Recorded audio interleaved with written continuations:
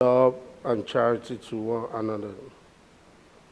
Help us with thy grace to do only those things that will promote the unity, peace, happiness, and prosperity of Nigeria in general and Lagos State in particular. Amen.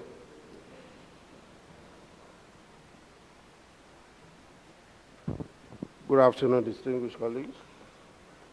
You are welcome to today's sitting.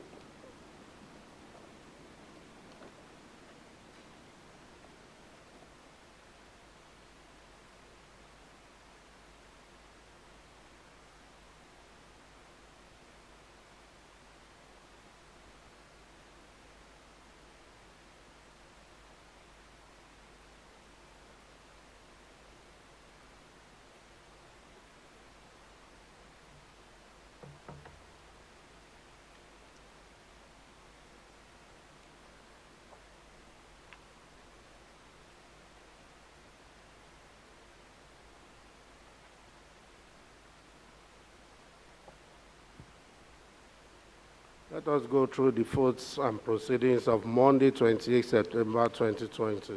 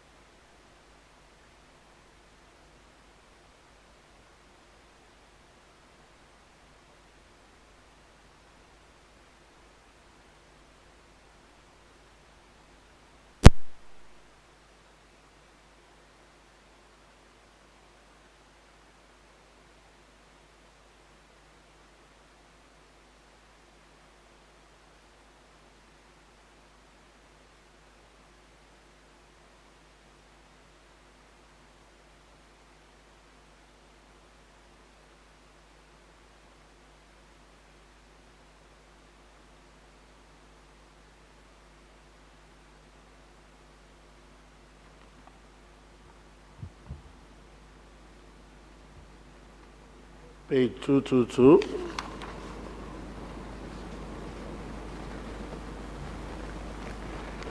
Page 223.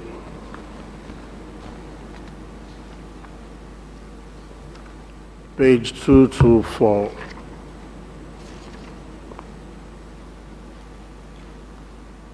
Honorable Shagodara. You can remove your mask. I can't hear you. I saw my name under absent and I took permission for.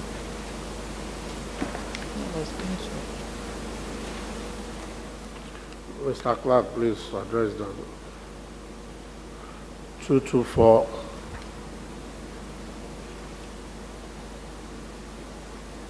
225.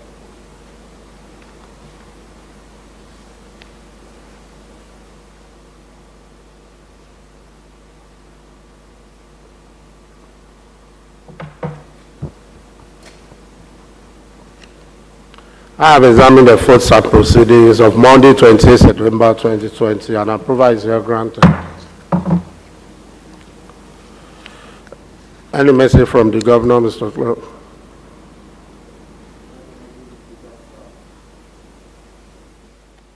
Right, Honorable Speaker, sir. Distinguished honorable members, there are no message from the Governor, sir.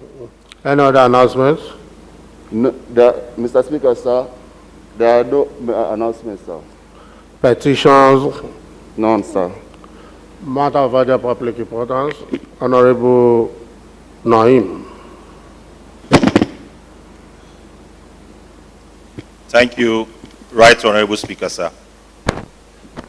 Sir, I rise this afternoon to raise a motion on Nigeria's independence at 60. On the 1st of October 2020, Nigeria and Nigerians celebrated our independence at 60. Since our independence, Nigeria has barely managed to rule itself efficiently or achieve political stability since it gained its independence. On 1st of January 1900, the British Empire created the Southern Protectorate and also the Northern Protectorate for their own administrative convenience. 14 years after, in 1914, Nigeria was amalgamated by Lord Lugard. Nigeria remained under the rule of the British for another 46 years until we gained our independence in 1960. The struggle for Nigeria's independence was believed to have commenced by a foremost nationalist, Abat Macaulay, the grandson of Ajayi Crowther, in 1900. However, the motion for our actual independence in 1960 was moved by our foremost nationalist, Pa Anthony Ena-Oro, at the Western House of Assembly in 1953. At October 1st, 1960, a new constitution established a federal system with an elected prime minister and ceremonial head of state. After independence, what next? A lot of factors have posed as challenges to Nigeria's independence, which are: 1, we have ethnic divide; 2, we have military coups; 3, we have Nigerian Civil War, 1967 to 1970; 4, we have our economic underdevelopment due to dependence on oil for revenue and subsistence farming for employment. We have regional stress, like the people of Biafra, people of Niger agitating for their own regional distinct. And also we have a controversial consensus of 1962 to 1963. Mr. Speaker, sir, since independence, the issue of national unity has been a major issue. Nigerians till date treat one another with mutual distrust and disrespect, intolerance, and others. Also is the issue of economic development. Since independence, Nigeria has been moving between low-income and middle-income country. This is because the country has remained dependent on natural resources like oil for our revenue and on subsistence farming for employment. No adequate attention was given to industrialization and advancement in technology. However, Mr. Speaker, I wouldn't want to bore us with much word. Lagos has been in the forefront of the struggle for independence.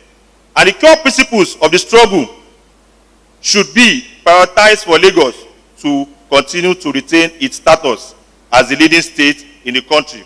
These principles include democratic practice, a united people bounded by mutual trust and tolerance.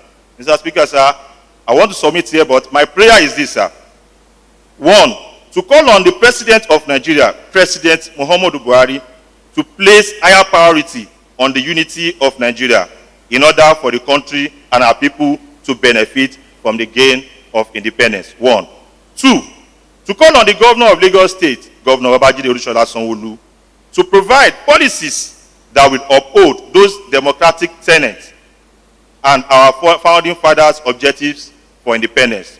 3, to call on stakeholders of this country, citizens, professionals, leaders, youth, religious leaders, civil servants, and others, to go back to those ideals of our founding fathers in order to enjoy the gains of democracy. I so move, sir. Honorable Olowo. Thank you, Mr. Speaker. Good afternoon, sir. My colleague, good afternoon. Mr. Speaker, 60 years of Nigeria existence. How far and how far have we gone? I look at Nigeria today as a nation that has actually wasted our resources, over-reliance on oil, to the detriment of all other sources of income and revenue to the nation. Since 1960 to date, to what extent have we been able to improve our infrastructures? There is a need for the nation to be conscious of the need of the fact that the oil is finite and it's a matter of time. Even world over today, oil is no longer fashionable. Many alternatives to oil. We have a lot of countries today that are not buying from us. So our economy is in shambles. And to quickly reverse that, there's a need for us to look at all other alternatives to oil, like agriculture. The need to feed ourselves and be able to feed the world.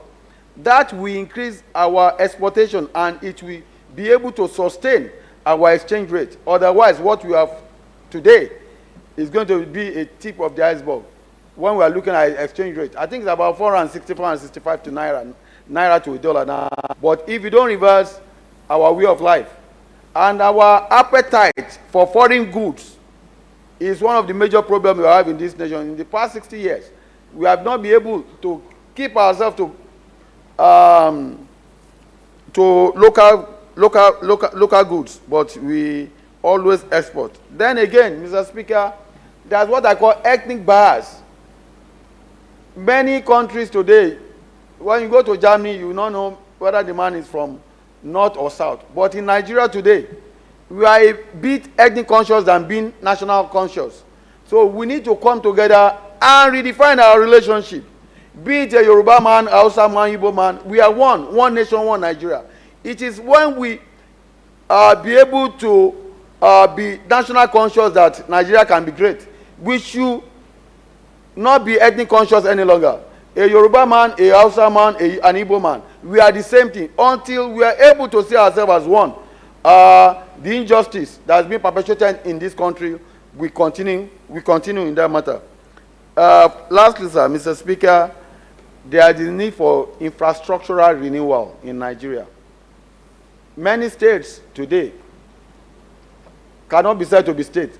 Some of them look like villages or hamlets because there is no infrastructure. There is a need for National Assembly to ensure that there is justice, there is infrastructure renewal. Then finally, Mr. Speaker, just to buttress what Honorable Naim said, it is high time the National Assembly and the Presidency did something about Lagos State. Lagos State is the economic barometer of Nigeria. And Lagos State needs special allocation to be able to continue to generate more revenue for the nation. But because of the injustice, this we have cried severally. And this 60 years of the nation, we are talking about injustice. Until Lagos is given a special allocation, I don't think it is justified to Nigeria to be called Nigeria again. Mr. Speaker, 60 years, how far have we gone? I think there should be room for change in our lives, our attitude to the nation called Nigeria. Thank you. Honorable Victor Akonde. Thank you, Mr. Speaker. Distinguished colleagues, good afternoon. Let's thank God for the opportunity to be Nigerian and Nigerians. I want to start by saying, when the independence was won, we give ourselves a very fantastic and befitting national anthem. And we have Nigeria, we hailed it. We hailed it because we fought for the independence and we are successful. Today, we are all to rise up to the occasion to make sure that Nigeria becomes a better place. We then give ourselves another national anthem, and we say, "Arise, O compatriots." Who are the patriots? We are the patriots. On this note, I want to say, with diversity of our country, the ethnicity, Nigeria still stands as one. That shows the unity we form. But we have to go a bit further to make sure that we solidify this unity so that we'll become like a great nation. We thank God for where we find ourselves today in terms of security. And that is why we'll be agitating for state police. It is high time that the President of Federal Republic of Nigeria will look into this quest and make it to become reality. We know that Rome is not built in a day. So also, United States of America that becomes a golden fleet is not built or does not develop one day. It took America almost 150 years to get to where they are. We thank God we are still crawling. We are just 60 years old. But in Yoruba, balance. So we don't need to wait for another 90 years before we get to the promised land.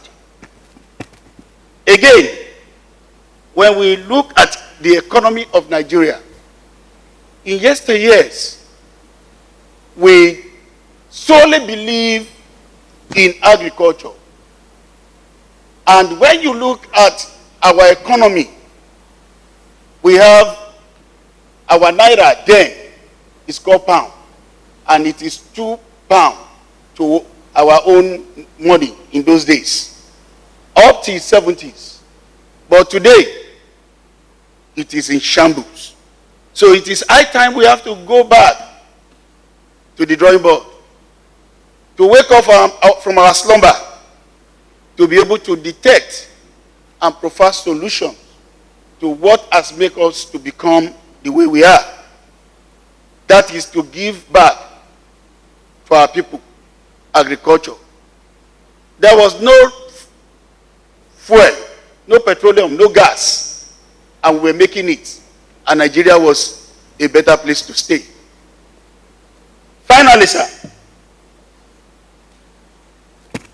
the number of years that the military has ruled us has eaten deep into our fabrics. But we thank God for our political leaders who has taken us from the shackles of military rules, and they have now sent us back to the pleasure place we are today. We wish that it is high time that the President of Nigeria will give us another opportunity to sit together, to discuss how we are going to live together. If we can have a constitutional conference for us to form a synergy to come out with a referendum that will make us a better people. Thank you. Honorable Bankinde.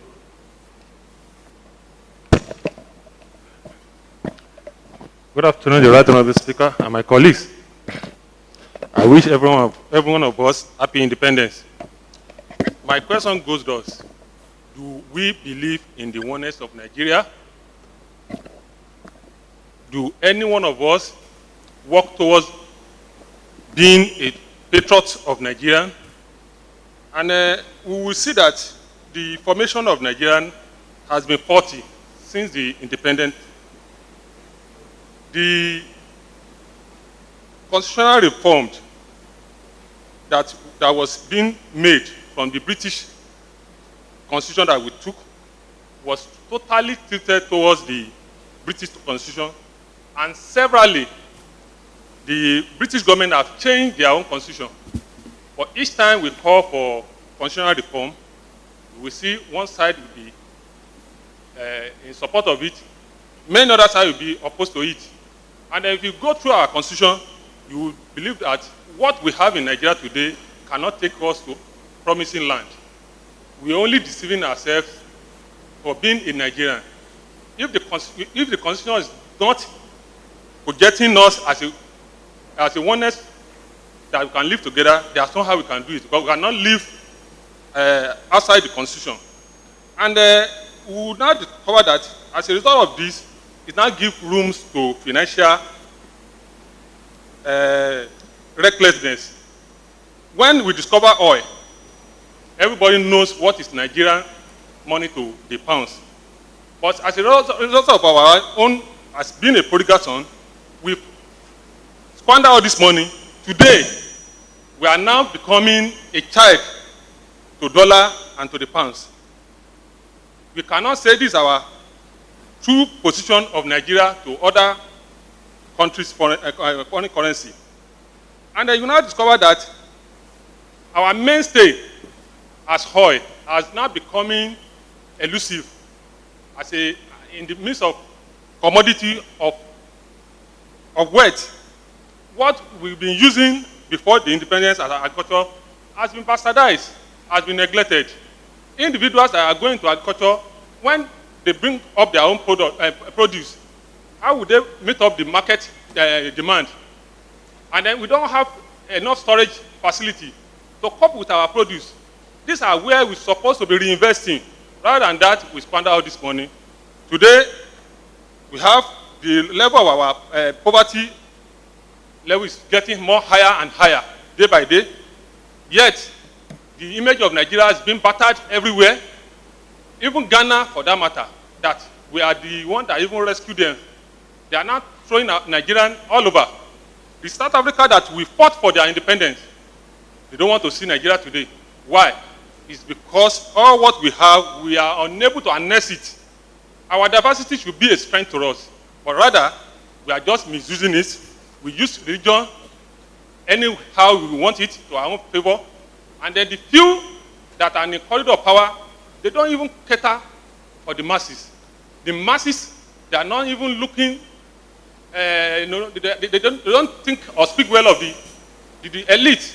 So we really have to come together and faction out.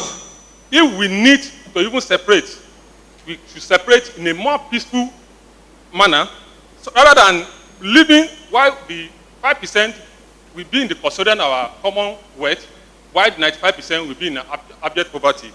I want to call the federal government that this is high time.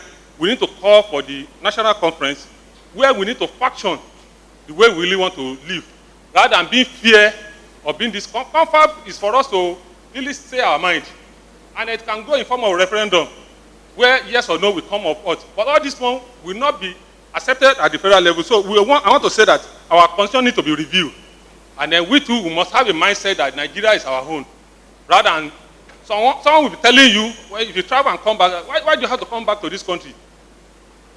A tribe will tell you that you would rather die in abroad rather than come back to Nigeria. So Nigeria with Haiti is in the hand of every one of us. Thank you very much.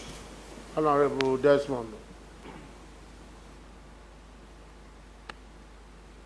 Good afternoon, my right honorable speaker. Good afternoon, fellow colleagues. Allow me to start by saying a very big happy birthday to Nigeria on the occasion of her Independence Day celebration. I want to congratulate every Nigerian who is alive today. To God be the glory for all that's happened.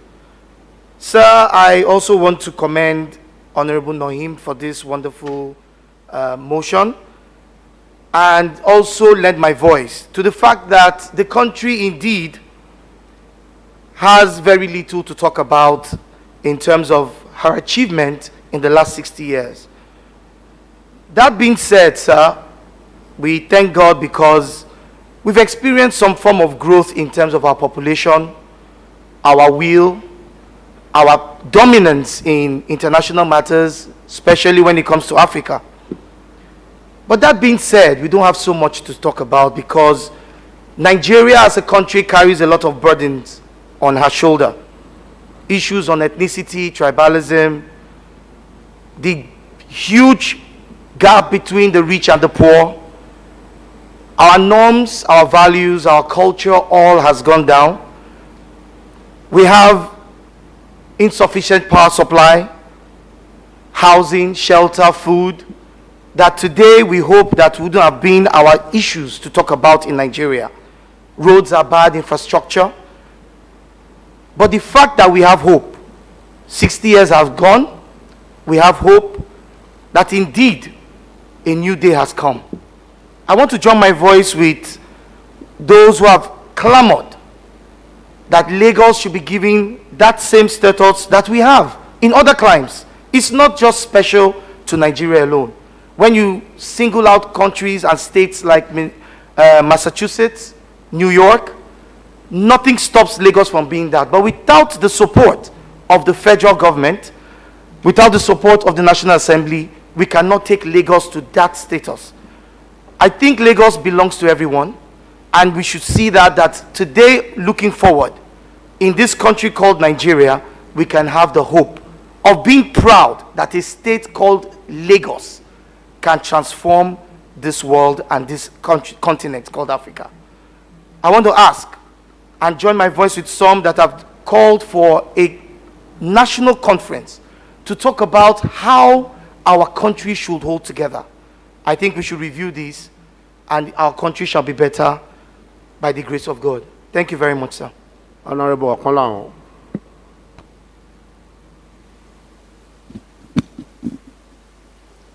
Thank you, Mr. Speaker.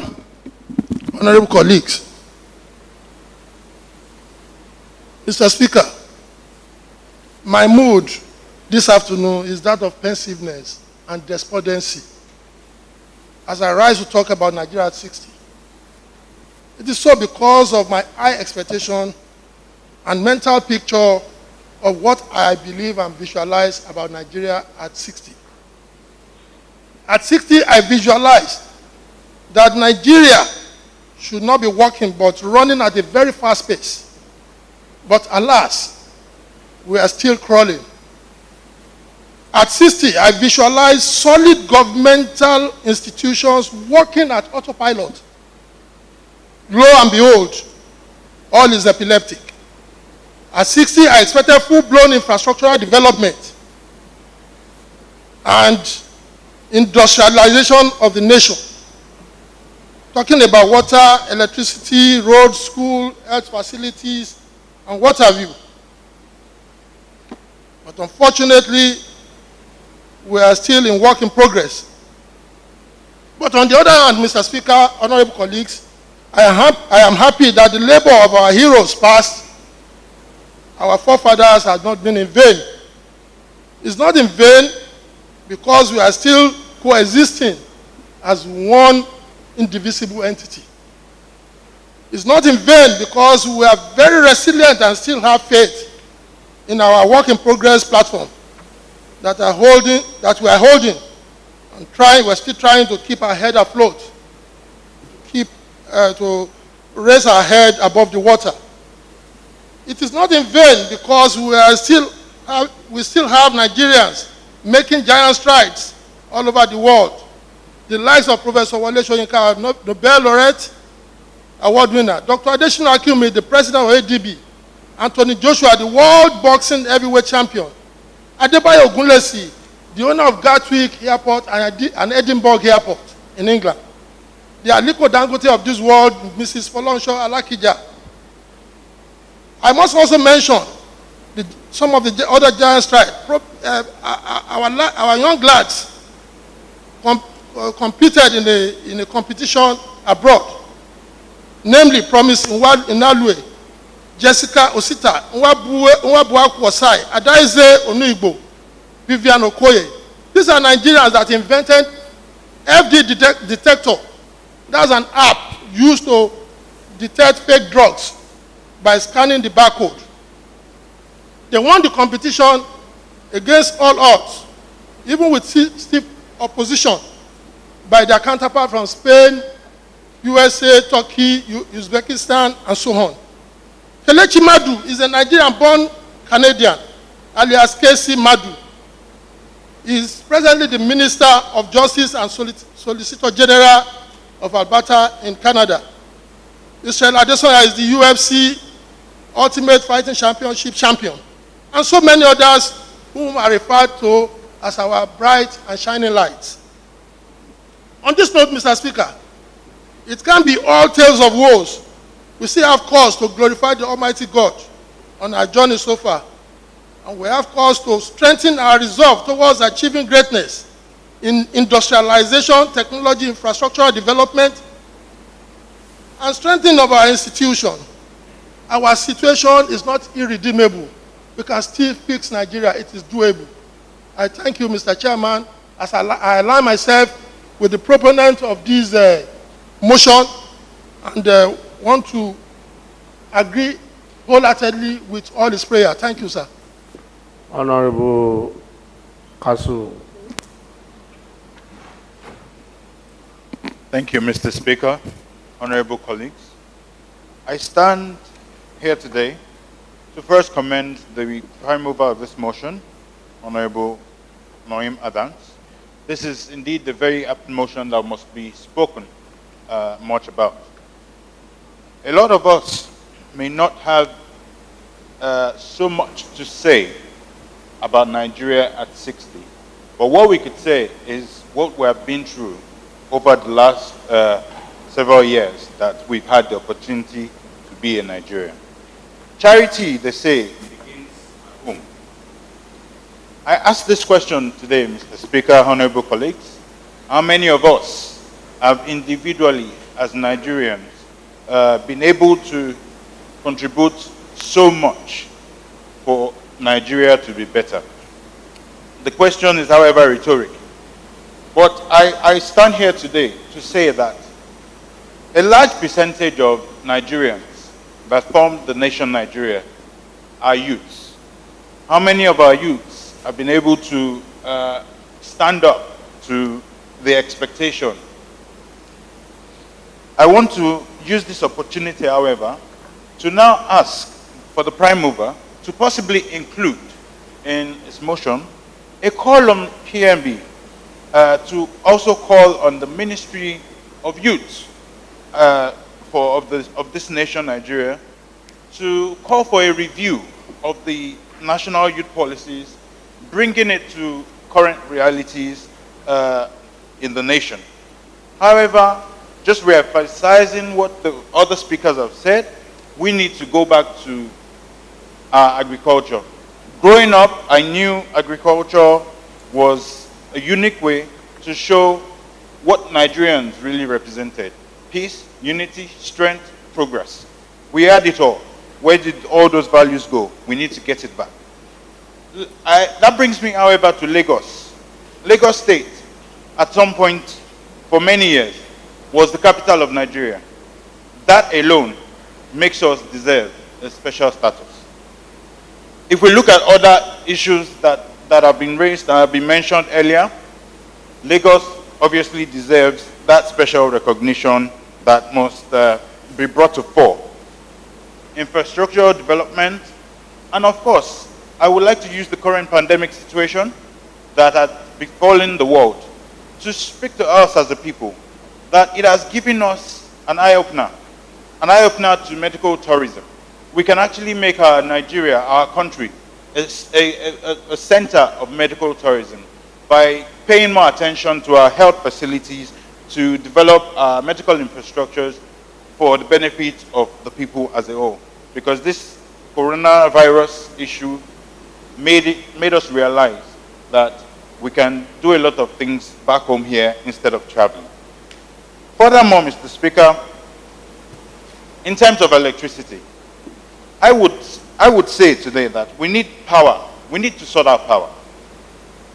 Power would give us the much needed power to excel. Because power is the bedrock of any economic development to move forward. And of course, we need to join the power block of the whole world. So on this note, Mr. Speaker, I will conclude by saying that a call for national conference is indeed very apt and timely. I would like to submit here, sir. Thank you. Honorable Ishiloku. Thank you, Mr. Speaker. I really don't know how to start, but then I will start somehow. Let me say that I join my colleague, Honorable Rotimi Olowo, who believes in the indivisibility of the entity called Nigeria. Let me say that all ethnic jingoists or chauvinists who think that Nigeria would be better if we all secede, Yoruba, the Dudua nation, Hausa nation. Let me say that there are so many things. When Biafra was saying, we are going, suddenly, people of Niger Delta said, we are not going with you, we are Niger Delta people. We are not Biafrans. Let the North say they are going. That is when you will know that there are minority. The Benue people will say they are not part of the main North. And they will have about 15 different nations. Don't deceive yourself that when you say there is, you go to Dudua nation. How are you sure that those of us in Lagos want to go to Dudua nation? How are you sure? Are you so sure? We are already 20 million. We are up to the population of Ghana. Hope you could do it alone. Why do I think that they can take the resources of Lagos to develop Ekiti State? We should think more of Nigeria than trying to divide it, because there are so many inherent problems that would be there for us when we start this division, demarcation, and what have you. People have said they've not seen development. I agree that the development is not what we desire. We can do better. But when I read Awolowo, Chief Awolowo, he said that when they were born, if you want the good things of life, you will walk from Kenya to Lagos. It's by, you will walk, and sometimes you take boat. Now said, put lies to some of the things that I've heard in my life. He said Kenya was part of the colony of Lagos. And when Awolowo says something, that is the golden truth. Just read autobiography of Chief Awolowo. He said in the book, Kenya was part of the colony of Lagos, and that they are citizens of the United Kingdom because they were using the passport of UK that they were using in Lagos, in Ikenne. So, also, all the politics of Nigeria started in Lagos. They started by the Lagos Youth Movement, by the Abat Macaulay. Later, Awolowo and co joined. Nnamdi Azikiwe met them. They were all in Lagos. You cannot even campaign anywhere in Nigeria except Lagos. You cannot campaign in Ibadan. You can't campaign outside Lagos. So all the work of these fighting for independence started from Lagos. Let us also put on record that it was not only the Southern and Northern Protectorate that joined to form Nigeria. It is a lie. It was Southern Protectorate, Northern Protectorate, and the colony of Lagos that joined to form Nigeria. Let me now say that when we were growing up, I went to a secondary school in Offa. When we were traveling to Offa, so that you take by train or this Bole Kaja, you know the Bole Kaja. But nowadays there are better means of transportation. I know what Lagos used to look like when we were growing up. I know what it looks like. There was no UBA building. There was no Union Bank building. There was no First Bank building. There was no United building. There was no Wema Bank or Milestone or Keystone banks. How many roads, how many large roads did we have? We can say it is not developing the way we want. And if it is not developing the way we want, it is the elite, those of us here, those of them in Abuja, in our different states, that are not doing what we ought to do, that are not galvanizing development. But in the 1970s, there was no Abuja. There was no Abuja. Some people created it from the wealth of this nation. That was a city enough to even more than Togo in West Africa. There is development in Nigeria. All we need to do is for us to have an head that can galvanize the development and be a decentralized Nigeria to harness all our resources to let our glory shine. That is what we need in Nigeria. It is not, and all of this can also be done by the followers asking the right question and voting the right people. I do not support personally that you will get it from Oduduwa. If there is Oduduwa, one of those who will say that you are not going with Oduduwa will go with Lagos. Lagos is enough to be a country. Not be deceived. Then let them start Biafra. You will hear other people will say that we are not going with you. You don't need it. All we need is for us to develop. That somebody mentioned it. For Nigeria to have stable electricity, to be able to develop industrially, for the middle and the small-scale industry to develop, not them buying fuel to power generator, to power just ordinary sewing machine. Let them have access to light at reasonable cost and see them develop. Let even the big industrial concern have access to light and will generate development and generate the work and be able also to develop what we have as our advantage, our own comparative advantage, the human population, to develop our human population, and you will see that Nigeria will grow. I sincerely think that we should congratulate Nigeria, and we think that we can do better if our leaders do the right things. For another national conference, I don't believe. I think that we already have in place the constituted National Assembly. They've done the 2004, Passenger did his own. 2014 or whatever, for political purposes, Jonathan did his own. Where are the reports of all of these conference? All the Adebanjo of the world, all the Falaye led the team, they led. What has been the result? Has the resolution of that conference been faithfully implemented in the country called Nigeria? In the Constitution, one of the most disheartening portion of it is where they say there will be a derivative formula for the natural resource of the country. That is highly discriminatory. Do we have natural resource in Nigeria, in Lagos? What about our own economic resource? Should that not be a derivation from that? Why should it be natural resource? It should be economic and natural resource or resources of the country, not natural alone. It must be economic. That is when you introduce fiscal federalism, people getting what God has endowed them with. I think that those of us who have to be in this privileged position should canvass a more humane, a more developmental approach than being ethnic jingoist. We should think more of Nigeria, but however, we should think more of our Lagos. Our Lagos will develop because Lagos has always been home to Nigeria from all walk of life. Congratulations. Happy independence to Nigeria. Honorable Setonji.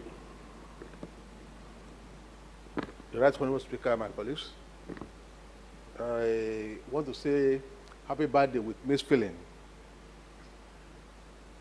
This nation is unfortunate does not live up to expectation. 60 years in the life of an individual is a lot, but in the life of a nation, it's just a small number. So that is why we say Nigeria is growing. But some years ago, countries like Malaysia, we were ahead of them. We were ahead of South Korea. Television was in Nigeria before France, color television. So that shows that we were making progress. Then what stagnated that progress? It's because of the system we practice. It is that system that has led people to start looking backward and say, it's as if we cannot even live together as a nation. because there is so much injustice in this nation. And that is what has led to people clamoring for constitutional conference. Because a nation where there is so much injustice, people will find solace in their own maybe tribe or whatever. That is why I say this country has lived, we have been together for 60 years, but there is so much that we are not doing right. And that is why we are having so much of our population in poverty. There is one thing that is in our system that is working against the progress of this nation, and that's what we call federal character. That federal character engender indolence, because merit has been subjected to the background. What we have today is who you know, and that is why people are many of our brains are leaving this country for other climates. Why? Because they are brilliant, but how can a child score 70% in an exam at the federal level, and another one score 50%? You say the man that scores 70% cannot proceed because he's not from a disadvantaged area. What are we promoting? We are promoting what will bring us down. That's what I want to continue. I want to say that these are challenges of this nation that we have to look at.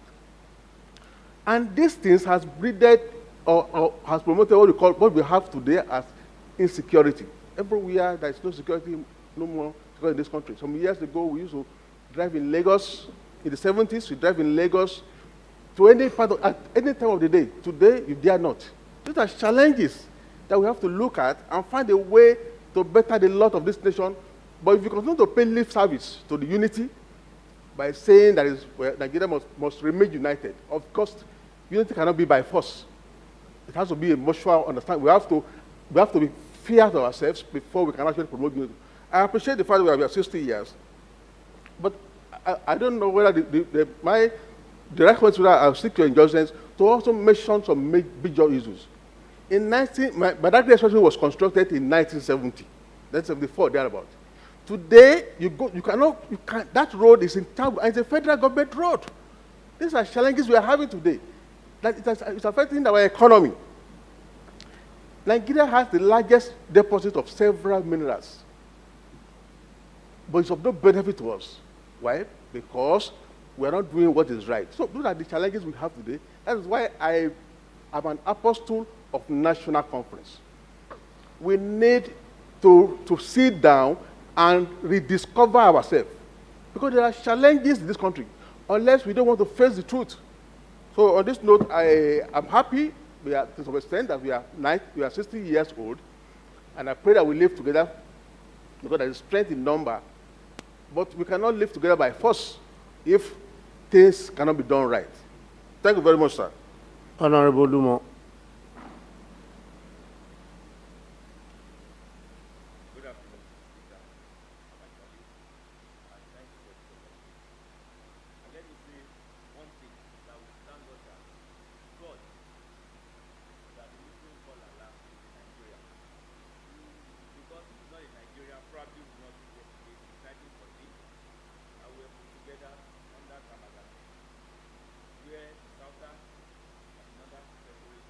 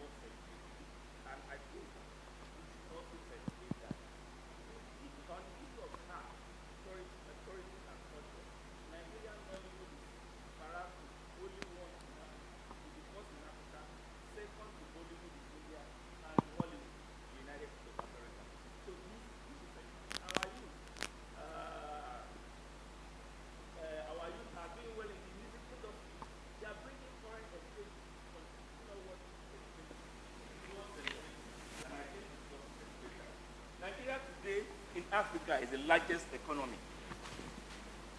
Nigeria is the largest economy in Africa. When you base it on our GDP, we have surpassed South Africa that used to lead. We have surpassed Egypt. This is worth celebration. But I will drive that point home to my own dear state, Lagos State. Our mother, Senator Oluremi Tinubu, has a bill still sitting in the National Assembly on the special status for Lagos State. If we say Nigeria is the largest economy in Africa, Lagos State perhaps does about 40 or 50% of what formed GDP of Nigeria. We need our special status in Lagos. The infrastructure in Lagos needs to be improved upon. We need to attend to our citizens in Lagos. We have over 20 million population. The federal government, the National Assembly, it is high time we look at the special status bill for Lagos and do the needful in this direction. Thank you, Mr. Speaker, for this opportunity. Honorable Temitope.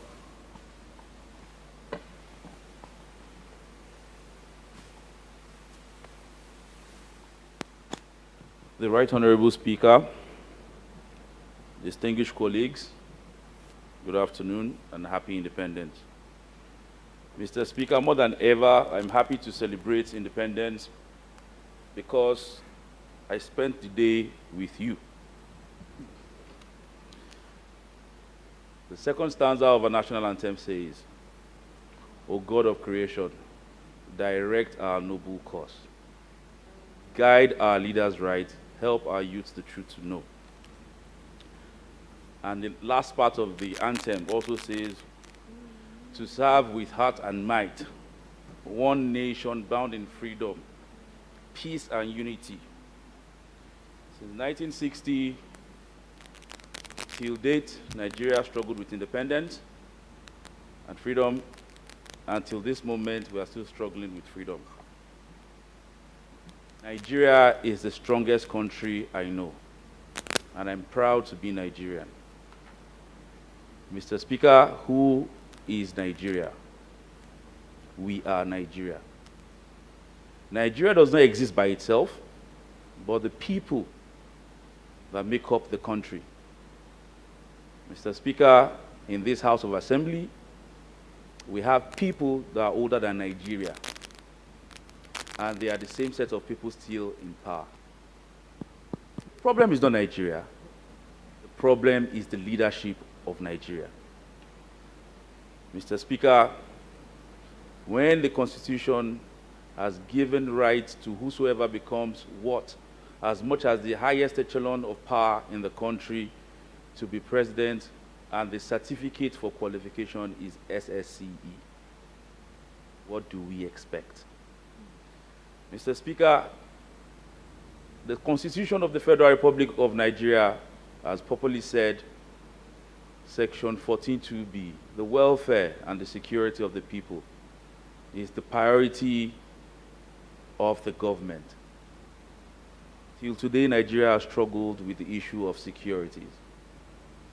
Some days ago, once again, the federal government went ahead to ban the Special Anti-Robbery Squad, which they've done 3 times.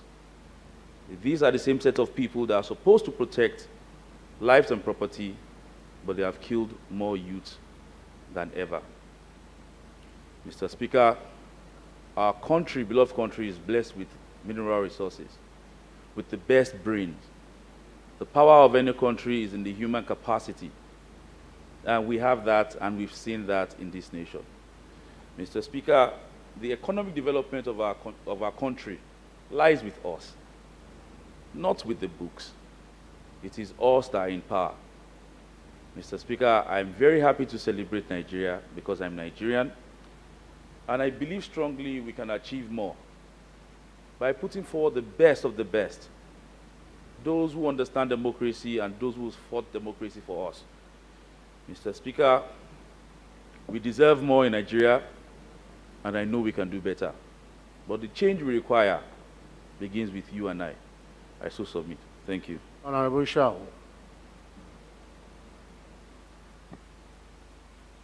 Thank you, Mr. Speaker. Good afternoon. Good afternoon, colleagues. Permit me also to say Congratulations to all of us on the 60th Independence Day of Nigeria. I must thank Honorable Noim Adams, the Deputy Majority Leader, for bringing up this motion. I'm sure, listen to all my colleagues, quite a number of them, and they've said very cogent things that can be taken away from this discourse. It's, I see the way we struggle to try and say Nigeria is the best in this, Nigeria is the best in that, the best in Africa. We are struggling with it. We're struggling with it because just the same way the entire world looks at us, because a lot more is expected from Nigeria. So we're trying to console ourselves that we're doing well. Well, that's patriotic, that's very nice. That is the way it should be. I believe in one Nigeria. I believe in us going the long haul as one nation. I don't believe in the breaking up of Nigeria. But I also believe that prosperity in Nigeria should be a very massive thing. It shouldn't be sports of achievements, individual efforts, and the nation claims that. I think the nation should provide the pedestal for success. So I would like us to go into what can give us that prosperity on a massive scale. And even if you look at it, the key thing is our over-centralization. Just the federalism we're running is not federalism. States, our laws do not complement what a federation should be. So it's like we're limping. You have a V8 engine and only one plug is working, and it's as good as you have a one-stroke engine. We're limping. We need to do something about this. It is important. I mean, if you look at the exclusive legislatively, even if you look at the concurrent list, anything the federal government, the Federal Assembly says, it supersedes whatever the state says anyway. So it's as good as being part of the exclusive legislative list. So if you look at the exclusive legislative list, so let's look at the things we have there. We have maritime. Item 36, we have maritime. Our waterways, NIWA will come and tell us how to operate our waterways because most of our waterways has been designated as interstate or international routes. Yet, as a state, you don't have those powers over it. You have a law in NIWA saying that 100 meters into the shoreline belongs to NIWA. When there is a land use act, which is is a constitutional act that says that all land is vested in the state governor. Yet, NIWA will tell you that, what is happening here? We have issues of police. We are having to create a Motekun, looking for ways to circumvent, to avoid these issues. We have issue of quarantine. I mean, COVID has shown us that without the states, the whole country will be in a mess. And I thank our governor who stood up to be counted, and our speaker with the necessary legislation that this House put behind the government to make this happen, like in some other states as well. These are cogent things. We have the issues of railway there now. Lagos State wants to do railway. You have to go to the federal government to give you right of way within your state of a rail line that does not exist, which you are interested in building. These are issues that need to be addressed. And I think this House of Assembly, Lagos State House of Assembly, the Trailblazer House of Assembly, can start that movement. This executive, legislative, exclusive legislative list has to be amended for us to have true federalism in our country. True federalism will give us massive growth, massive prosperity, take us beyond where we have gotten to. 60 years is fine, yes, 60 years. In the life of the nation is nothing. It's the nations that are 200, 300 years old. So we're on the right side, but we need to move forward. We need something to do that will push us onto that track. I thank Honorable Noim for bringing this motion. Thank you. Thank you very much, Mr. Speaker. Distinguished colleagues, well, I want to congratulate Nigeria for the 60th independence celebration. And a great nation, great people. we want to, like, it's worth celebrating to me that we are 60, and if we are 60 and we are still here, we only need to work more. Honorable Noim, in his motion, I think he identified two major issues. He was talking of promoting unity, that we should cause the presidency to promote unity of this nation, and the state government to ensure that economic survival of the state and the special state of Lagos State. In my own view, I'm of the opinion that before we provide solution, we must look at the problems. I feel foremost our problem is leadership. We have problem of leadership. Till today, it's still haunting us. Corruption. It has seeped deep into our fabrics, even both private and public sector. Then religious and ethnic dichotomy. Then we have bad followers too, who wants to try as much as practicable to bring their leaders down, using all possible means. Then long military rule, and by extension, destroying the parliament, who happens to be the voice of the people. And you know, for 29 years of military rule, the parliament has been destroyed. And that is why, in this country, we are clamoring for different constitutional conference, or different conferences, to make sure we sit down together. But the question is, the constitution that we are referring to today, the first page said, we people of Nigeria, are we the one that made the country? Was there any of our contribution? What we're only doing is just to make sure we are meant where necessary. Mr. Speaker, sir, to be able to achieve those points made by my dear colleagues, Honorable Noim, I want to subscribe to the opinion of Honorable Ishao, who feel the central is too strong. We need to have a central where each state will control their resources, where each state will have their law. This is practicable in the United States of America, where they even have 50 states. They made their laws, they generate their revenue, and they contribute quota to the federal. So it will make the federal to be less attractive. And there will be no, more slinging. Then secondly, I feel each state must develop the area of their comparative advantage. If each state were allowed to generate their revenue and contribute to the central, knowing fully you're not going to depend on any state, there is tendency for you to work more in the area of your comparative advantage so as to generate more revenue for your state and contribute your own quota to the federal. Then I will equally believe we need good leaders.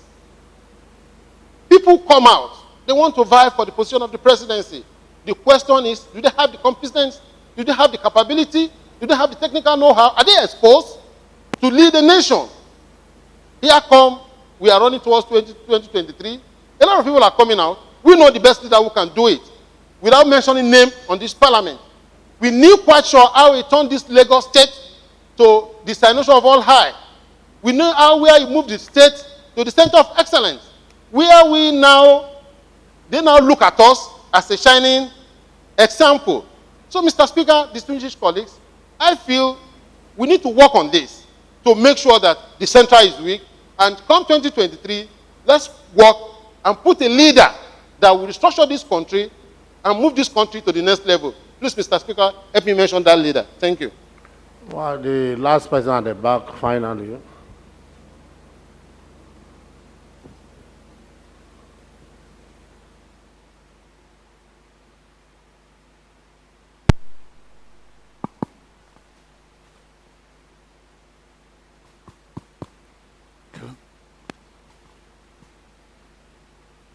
Good afternoon, the Right Honorable Speaker, and my distinguished colleagues. Congratulations to all of us, not only to Nigeria as a nation, but the individual therein. We need to be happy that we see this day. We need to be happy that despite hullaballoos and conflict of interest, Nigeria still remain Nigeria. I want us to take an idealist perspective to this issue concerning Nigeria. To me, I see Nigeria as a living thing. And as a living thing, we're supposed to know that no matter what, when we talk about measuring performance, it is there in human being not to compare ourselves with those that are below us. We always want to equate ourselves with those that are above us. And if we continue to do this, we may not have cause to thank God. But by the time we think, of course, we are more than some people. Nigeria is performing more than some countries. And of course, individually, we are better than some people. Let us compare ourselves with those that we are better than. If we do this, we appreciate God. Thank you. The height by which a great man reached and kept, it is not maintained by sudden feelings. While their companions slept, people are working day in, day out to ensure that they get to their destination. Of course, independence was not something that was not prepared for. It was dreamed, it was worked towards, and it was achieved. But there is more to it than to meet the eyes. When we compare our country with the United States of America, the Western world, we should know that they did not get there same day. 60 years is too small for measurement. But we know that we have to keep the tab. We have to ensure that the development is progressive. Nigeria. We cannot talk about the global system without talking about Nigeria, because Nigeria is a structure within the entire structure. Likewise, Lagos. Lagos is a structure within the global structure. I want to talk about Nigeria. If we look at it, we know that the idea which was mooted by the nationalists was coined within Lagos. And up to today, where is Lagos? Of course, Lagos is still the best, but is this where we're supposed to be? What is federal government doing about Lagos State? Because the idea behind Nigeria is nationalism. Are we really following the nationalist ideas, even if there are needs for us to make some changes? But individual daring in Nigeria, we are fond of our ethnic relationship, where we came from, matters most to us, rather than the spirit of nationalism. Unless we know that we belong to Nigeria as a whole. When you don't see yourself as an Hausa man, or yourself as an Igbo man, or yourself as a Yoruba man, by the time we imbibe the idea of one nation, one Nigeria, the idea of the nationalists, of course we do away with Lagos is highly developing, let us go to our place and of course we can do that. But we should be ready to invest in where we are making our best. Lagos today is the best place where Nigeria is making its best when it comes to industrialization. And this, of course, has caused so major damages to our people, to the people daring. Because the advent of ports and the rest of them like that, the vessel, they have made some people to be redundant. The fishermen are redundant. There is nothing they can do. That is why they always keep on. It's as if this problem of COVID affects the fishermen or people living on the coastal areas. Imagine if we are in Lagos and we cannot enjoy what we do Of course, that is not good enough. The federal government, I want to align myself with the first leg of the prayers, that federal government should come and support Lagos so that we can realize the status of Lagos. Lagos is for Nigeria. It's not for Yorubas per se. In as much as there is no state in this country that cannot point to Lagos as the development cradle, definitely Lagos should be accorded the necessary support. Before I round up, You have to round up. You have to round up. I want to say that Lagos Center of Excellence is not something that is just by chance. Thank you very much. Lagos is a center of the center and as such shouldn't be treated as a periphery of the center. Thank you. Yeah, I want to thank you all for your contributions. And from all that have been said, it shows that even our views are not same when you talk about a nation called Nigeria, which simply means the way each one of us sees what is happening is quite different. And what we want also are different. But to start with, we must commend Mr. President, President Muhammad Buhari and his team, for the achievements they have recorded so far, and the National Assembly as well, and particularly the Democrats, either progressive or conservatives, who have been the actors in charge since return to democracy of this great nation. From all that have been said, developments, either infrastructurally or human development or whatever, should be evaluated with available resources. When we talk about what we have achieved since 1960 up to this moment, then we should also look at what we have been able to generate as fund or funds or monies, whatever we have used to get to this stage, if the measurements also equates each other, that is, if they commensurate with one another. And that is only when we can say we have done well or otherwise. In measuring achievements, well, it is only for the goodness of the country to look at these countries that have developed and not those that are struggling. You must compare yourself to those who are there already. That will ginger you to do more. And we must also look at our own problems so that we can correct what we have done wrong. Today we talk about, when you look at Nigeria, what is common among the people.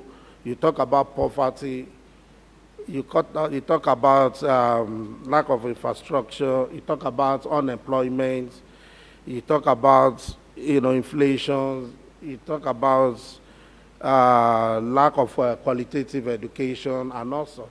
Then our thinking should be, how do we correct this? How do we change all these to what we are paying to our people? You also look at ethnic division. The Odua are talking about Odua, the Niger Delta, the Biafrans, and everybody. I think what we should be talking about now is to call on Mr. President to develop a listening ear so that all these people can be listened to. And whatever we can put in place to assuage their discomfort should be what to talk about. Some people talk about constitution. Fine, somebody mentioned we are practicing federalism, but our federalism is more of unitary system. Because in practicing federalism, we should not be talking about giving special status to Lagos, giving this to that, and also. So the features of federalism are lacking in what we do. So it is more of unitary system that we do, and that is why people are agitating. And for me, we have to listen to them so that we don't get to state of that of Sudan and South Sudan and the rest of them. Fine. Some part of the country can be demanding to go. Some say we want to stay, but that does not mean if we do not listen to them, then there won't be problem. So what we should do now as a nation is to listen, to talk. And that is why those who have clamored for, well, constitutional conference, we should not be tired of it until we get it right. And the National Assembly is proposing one now. We should continue to talk. It is by talking that we can avoid, what could lead to gun exchanging or war. So I want to encourage that we continue to talk to those with those who are agitating, either from the east, from the west, or from the north. Doing the talking is highly important. And to address the issue of poverty, that is very essential. The inflation has continued to rise, and there's no provision to bring it down. The economy is not doing well, and the only source of our revenue has become a problematic one, which is the oil. So which way forward? But the people are crying and are agitated. Poverty everywhere. So we have to do something about it. And why we are celebrating our independence is to identify our problems so we can provide solutions. We commend those in charge for what they have achieved. But as long as we listen to people and we hear their cries, which the interpretation is that we have to do more. Well, I quite agree with the prayers of the prime mover, but I think we need to adjust this prayer to include, commending the federal government, particularly Mr. President and the National Assembly, and those who have contributed to the sustainability of this democracy, and also calling on them to address issue of poverty, unemployment, and lack of infrastructure. So these are what we have observed in celebrating Nigeria in 60 years independence celebration, so that by the time we celebrate another 10 years, then most of these things will have been settled. And there should be opportunity where the federal government should listen to those who are agitating for their own nationalities, the Odua, the Niger Delta, the Biafrans. So by talking, we can find lasting solutions. So once again, I want to thank you all for your contributions and observations. And we pray that we get to that promised land in short time. So, Honorable Naim.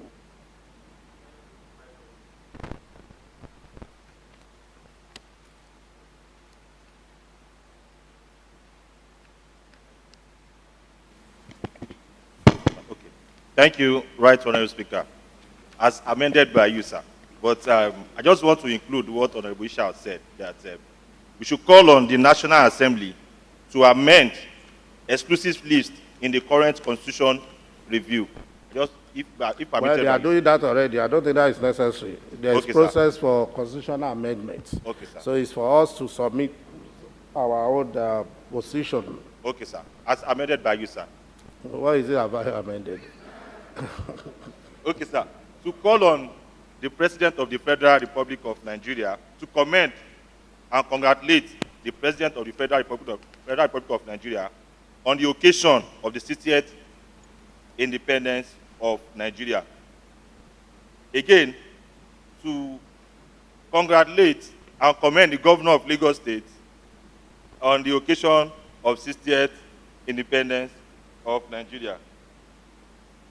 To call on the President of Nigeria, Muhammadu Buhari, to place higher priority on the unity of Nigeria in order for the country and our people to benefit from the gains of independence.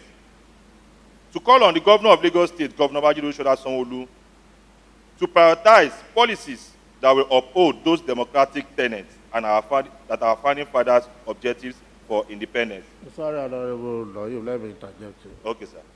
It can't be dovetailing between federal and the state, federal and the state. So start with what has to do with the federal, then you come to the state.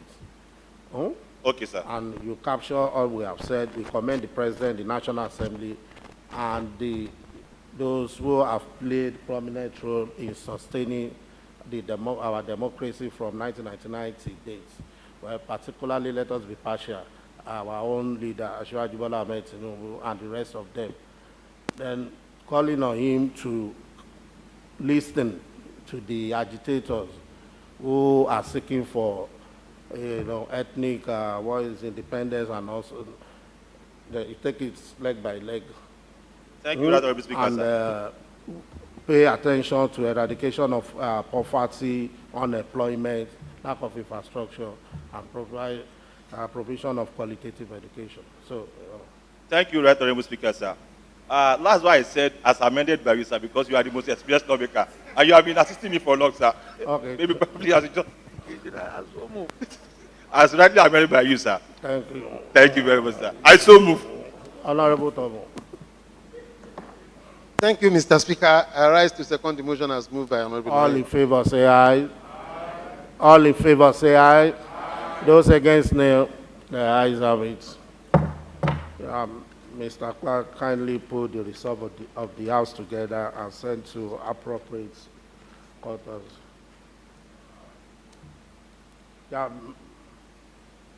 Personal explanations, none. Reports, none. Business of the day, Majority Leader.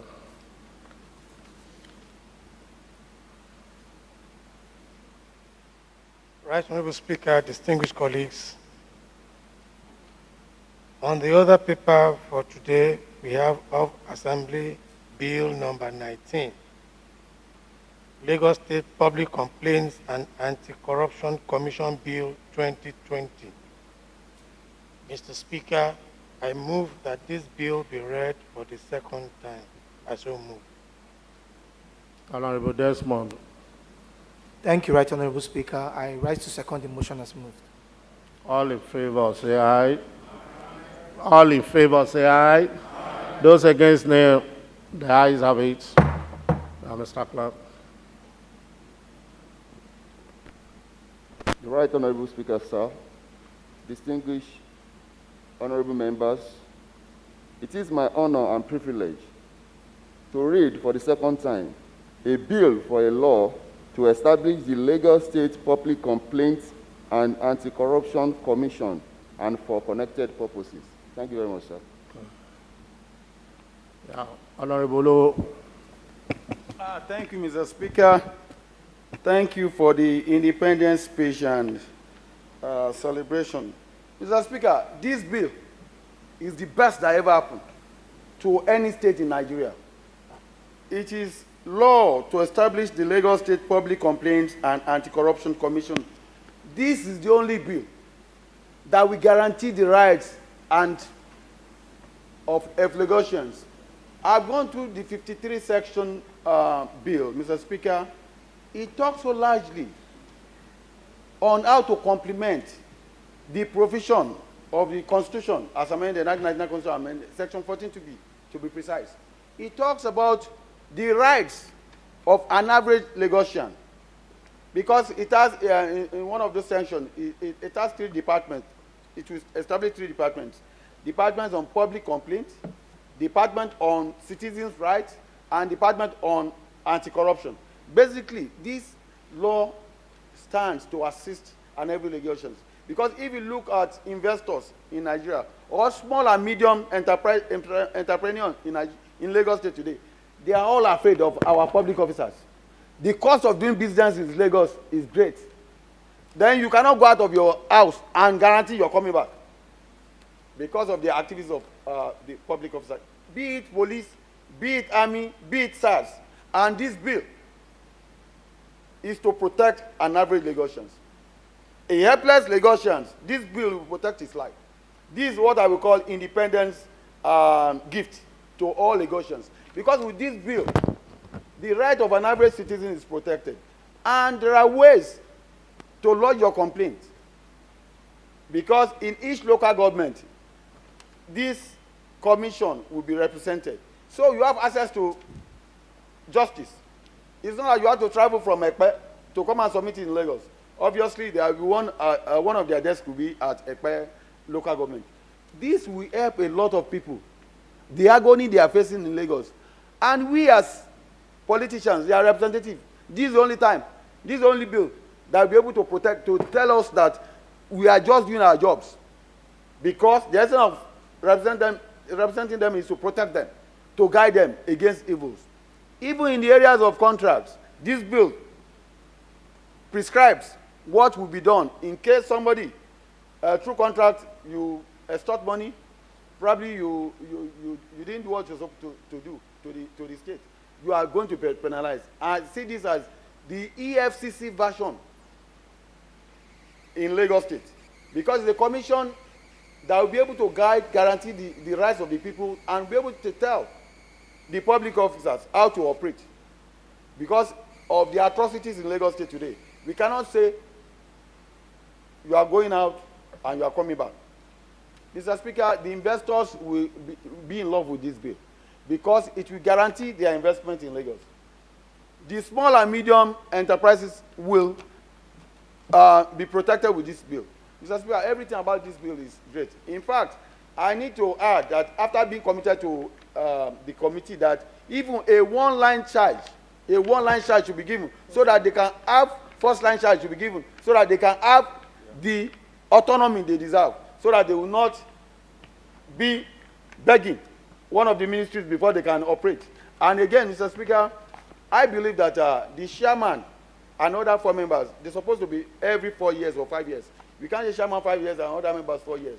I don't think it's really meets our requirements. So it should be either 4 years or 5 years. But, Mr. Speaker, I commend this bill. I commend who brought it up because this bill is to protect Lagos. And I pray, my colleague, without much ado, I want you to support being committed to committee speedily. Thank you.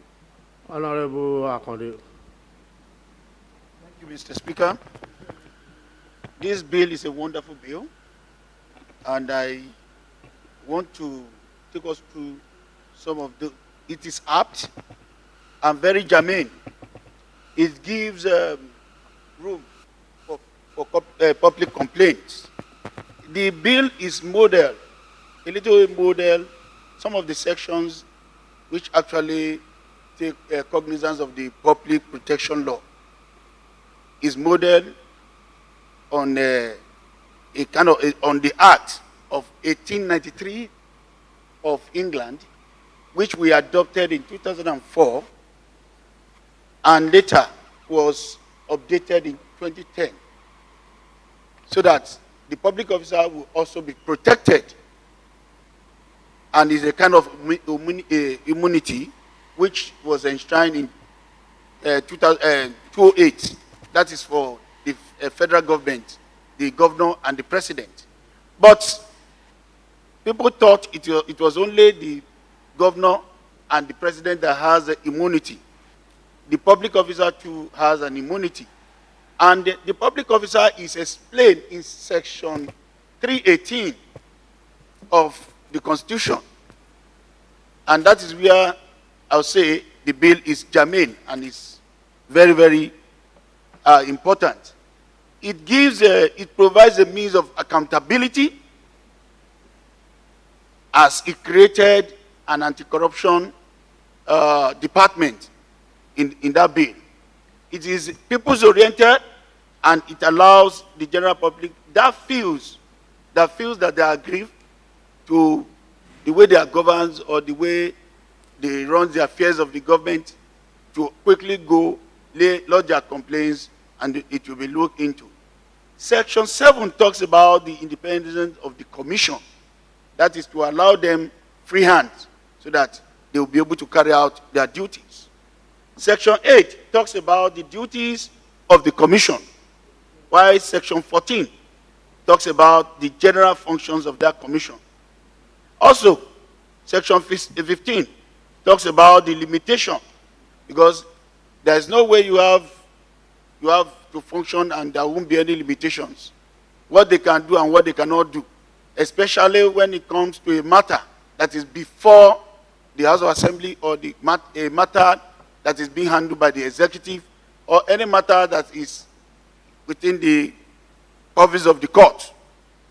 And again, Section 17 talks about recommendations to be made after investigation. This is laudable. This is very, very laudable. Section 16, Section 18 talks about the funding of the commission, which can be reduced to donation, a subvention, or the one that is budgeted for. But there is one caveat, which is the one that deals with talking about any donation or any money that anybody wanted to donate to the commission should not be contrary or should not circumvent the process of justice. That is very, very key. Again, Section 20. Please round up, Honorable. Thank you, sir. Section 20 talks about the trade department, which is, that was why I say it's people-oriented. But most importantly, the fear in Section 49 has been critically looked into, and that has been cured in Section 4 of the Constitution. Section 4, Sub 2, Sub 6, and Sub 7. And again, with some of the landmark judgments that has happened, which is Thomas versus Olufosoye and Azan. Thank you, Honorable. Thank you, sir. Honorable Naim. Thank you.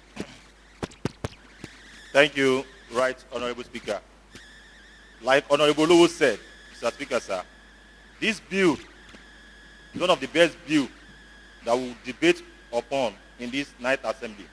Apart from the emergency coronavirus bill, this bill, the second bill, as far as I'm concerned, this night House of Assembly, that is the best bill so far, because we are talking about corruption.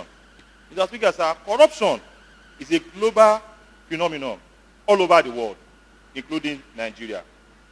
Corruption is a chief destroyer of any economy.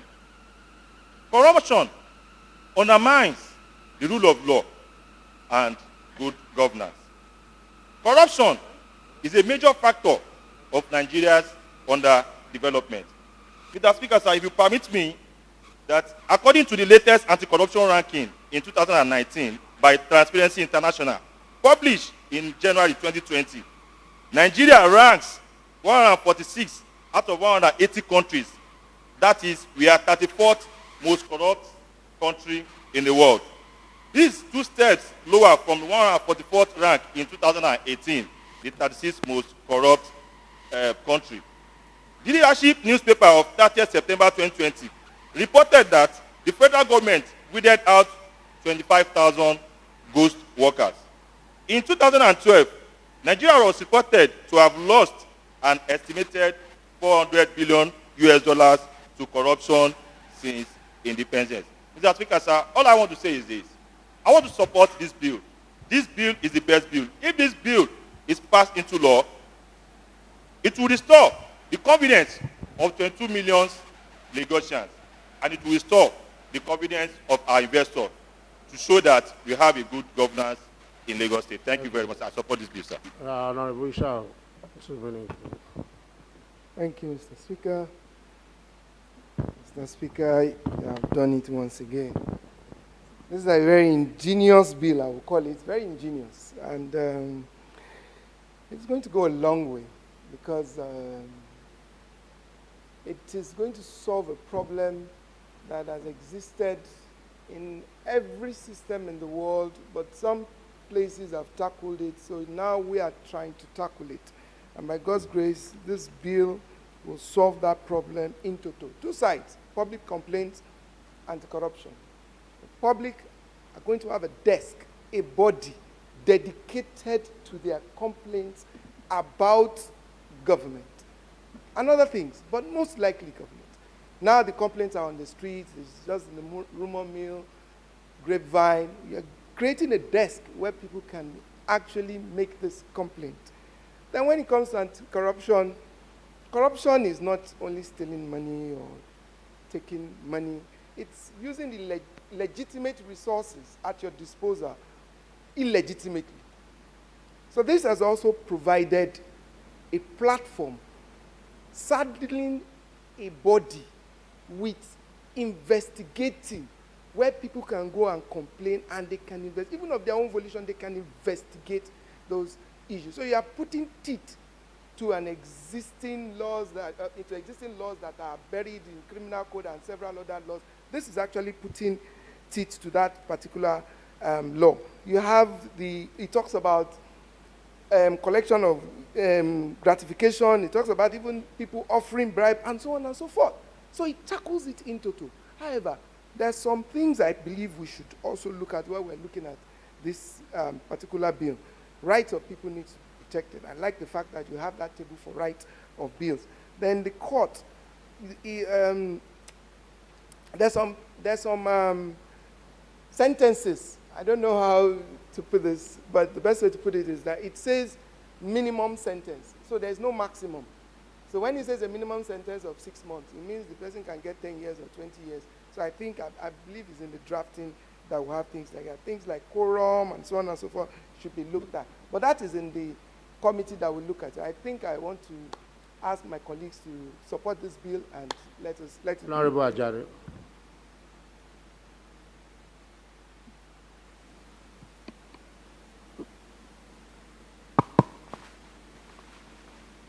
Good afternoon, Mr. Speaker, distinguished colleagues.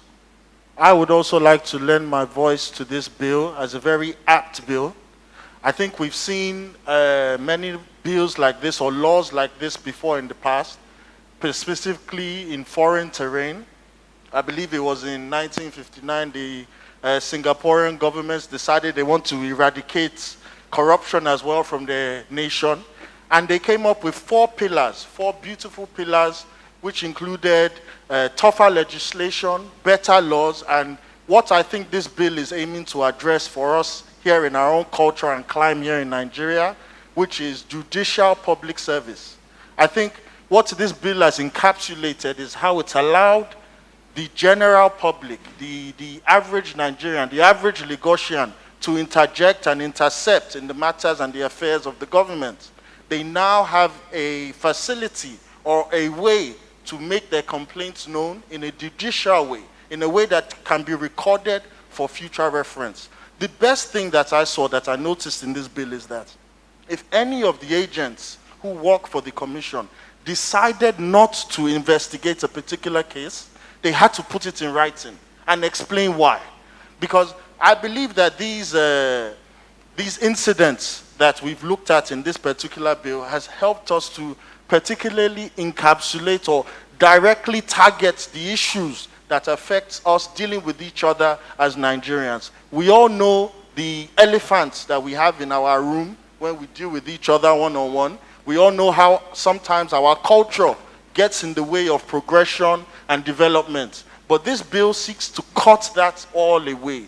It seems to give us a direct purpose that all of us can now look at following through for the development of Lagos State initially and Nigeria as a whole. I think this bill will not just only allow Lagosians to have faith in the proceedings of the state, but also people from foreign climes or other states. They will now look at Lagos as the jet-setting state moving forward to progress the entire nation.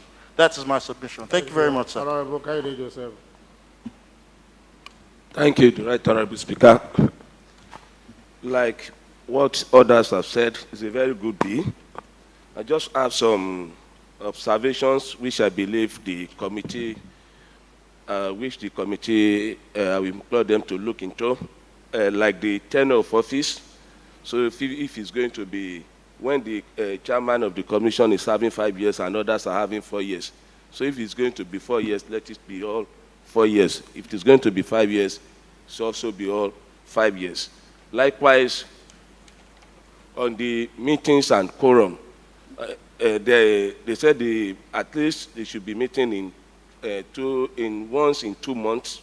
I don't know what is wrong in their meeting, at least once in a month. That's just my suggestion. Then on the quorum, so it is when it is being assented to it, it becomes law. So since there are 5, let it be well written that 3 out of 5 should form the quorum, not that half of the members. So if it's going to be 3, let it be 3. So since we don't have half of the 5.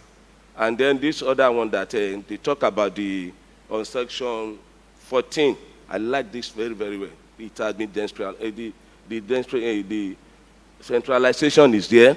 They are going to establish offices in all the local government area of the state, including the LCDA, which is very, very, very, very good. And lastly, on the funds of the commission, they said all other sums and contributions from philanthropists. We are talking about anti-grafting bills. Who are the philanthropists? If they are collecting money, he who pays the piper dictate the tune. So I want us to look at that. So why collecting? What type of donation are they giving them? So let it be funded strictly by the government. Thank you very much, sir. Honorable Shiloh. Thank you, Mr. Speaker. I must join my colleagues in hailing the proponent of this bill is very, very germane, and by import and purport, it will only lead to a better Lagos. However, there are some provisions of the bill that may derogate from the intention of the proponent. 1, Section 3A, in the appointment of the chairman, said the executive chairman, who shall be a retired senior civil servant. I think that literally narrow the choice.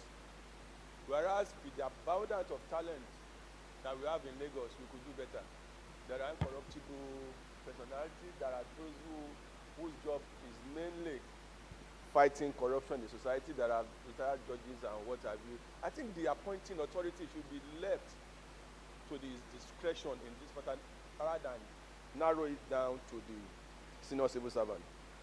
Also, Mr. Speaker, sir, you will recall that probably in this honorable house we've spoken about this secretary and legal advisor issue, that we should not be joining them. If you are a legal advisor, it doesn't mean that you are going to be a good secretary. So please, I will urge that we do and do as appropriate. Also, I find it ludicrous also that in section 36 that if a person refuses to acknowledge receipt of an invitation, the fine will just be 1,000. I can continually reduce for 20 years so that the person will not be said I'm just going to be fined 1,000 naira. I think they should also look at this provision of that section 36. Also section 38 also, it talks about possible entry. So that if the commission wants to enter a property, possibly, should just report to the police. I thought that the idea would have been to apply to the court and get the order. After getting the order, you cannot give the police to implement. Those are just the minor. Honorable Fatai Majid. Please put off your lights. Good afternoon, sir. This is a good one. It will help in the building confidence in the system, because many investors have lost confidence in our system. As a result of that, the first to come and invest in our dear state. With comments of this bill, I believe that many investors will be willing to invest in our dear state. It will also help in the areas of conflict resolutions among the citizens. Citizens will know where to go. I mean the citizens, the residents of Lagos State will know where to go to lodge that complaint, and they will resolve it amicably without wasting time and resources going to the court. However, on section 19 of this bill talks about the appointments and duties of the secretary and the legal advisor. For administrative convenience, I'm of opinion that the office needs to be separate, because the legal have a major role to play when it comes to the investigations of a matter. And also, under the tenures of the office, I believe that there need to be uniformities in the tenures of the chairman and the member. And also we need to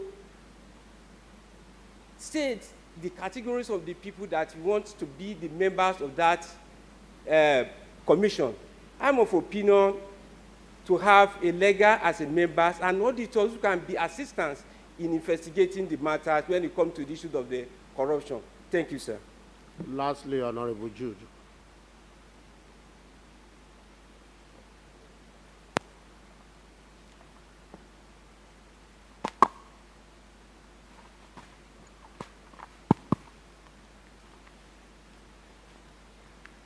Thank you, Thank you, the Honorable Speaker and my colleagues.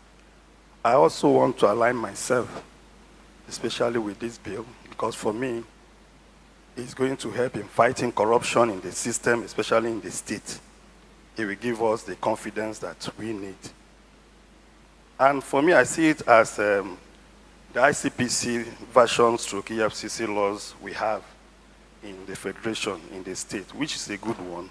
Like I've said, it will give us the confidence, and even investors will look forward to having to do a lot of business transactions because of transparency in the state. However, I have a little challenge here.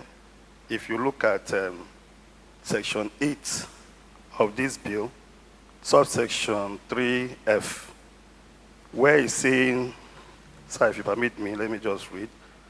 Otherwise objectionable, and a member shall be competent to investigate administrative procedure in any court of law in Lagos State. So I think maybe the committee will look at it again. For me, I'm thinking it will be interfering with the judiciary system. However, also in section 38,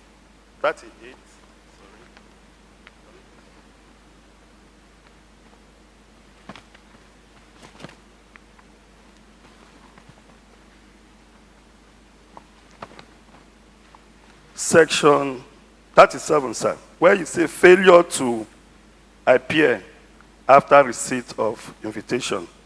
Sir, this particular clause, if you read it, you look at it, it's as if the commission is giving authority to himself to arrest offending member instead of passing through the court of law, maybe applying for warrant, which the court's supposed to give.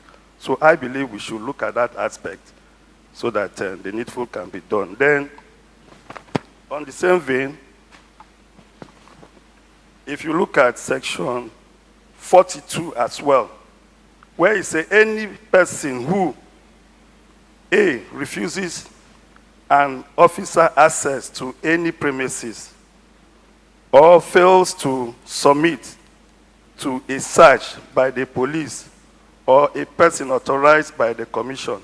So also here, I believe that the court is what we require to get the necessary warrant and order to arrest these people. Thank you. But for me, I support this bill, and I believe it's a good one for the state. Thank you, sir.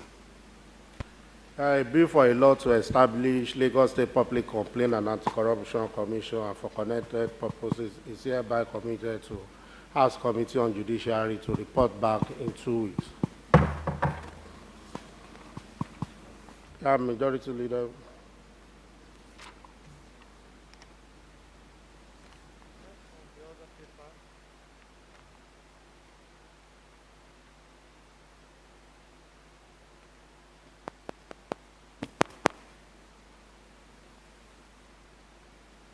Next on the other paper is the report by committee, which was saddled with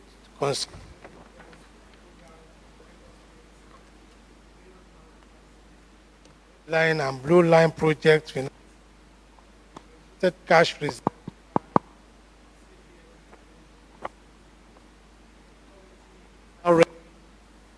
With the report and is slated for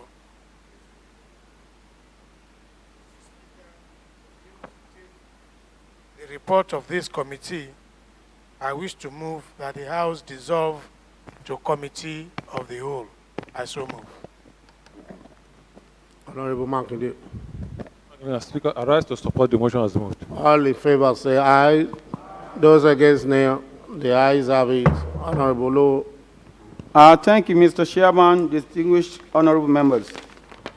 You recall that the House, at its plenary session of Monday, 14 September 2020, committed the above request of Mr. Babajide Olushola Sanwo-Olu, the Governor of Lagos State, to the Committee on Finance for consideration and to report its findings to the House. With the permission of Mr. Speaker, I will move to Section 3.0. Briefing. Dr. Rabi Olowo, Commissioner, Minister of Finance, briefed the committee that Lagos State entered into agreement with China Civil Engineering Construction Corporation Nigeria Limited, CCECC, for the design and construction of the proposed 37-kilometer rail route. The rail route would move from Marina to Agbado through Nigerian Railway Corporation NRC corridor, which has the capacity to carry over 1 million passengers when fully operational. The proposed financing plan for the project was through differential cash reserve requirement, DCRR, fund, which was domiciled in CBN. The state shall give lenders to commercial banks to approach the CBN of Nigeria. The three commercial banks to access the loan are United Bank of Nigeria, Zenith Bank, and First Bank of Nigeria, FBN. The DCRR intervention loan is about 93 billion naira. Disbursement from lending banks will be based strictly on quarterly invoices and issuance of certificate of payment. Contractors will not be paid unless a particular milestone has been completed and also inspected by the Office of the Auditor General for State. The breakdown of the 93 billion naira is as follows. First Bank of Nigeria, 34 billion. United Bank for Africa, 25 billion. Zenith Bank, 34 billion, respectively. The contractor shall present a promising note. The facility is for 8 years. There is a 2 years moratorium on the facility, which means there will be no financial implication for the 2 years. The interest rate in the first year will be 5% and 9% subsequent years. The cost of financing has been arranged in such a way that it will favor the banks. Deduction will not be made from the Federation account until after the moratorium period, and the loan will not have any financial burden on the state, because before the end of the moratorium period,